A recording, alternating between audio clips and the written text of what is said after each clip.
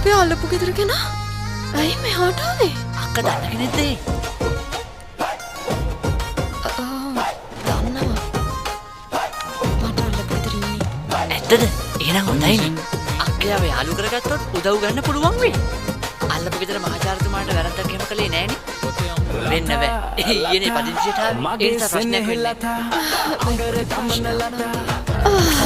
බලන්න වයස තඩුවේ තියන්න තල්ලු කාලේ කියලා පේනවා. හැබැයි උට ඉගෙන ගන්න තව ගොඩාක් තියෙනවා. කසාය බීප බොළුවා වගේ ඉන්න තව මොන හරි කියනවාකෝ. දැන් මට විරුද්ධව පැමිණිලි කරන්න හදන්නේ. අල්ලපු ගෙදරට හැම සින්දුවක් කියපු නිසා. තවත් බොක මුණ වගේ මන් දිහා බලාගෙන ඉන්න.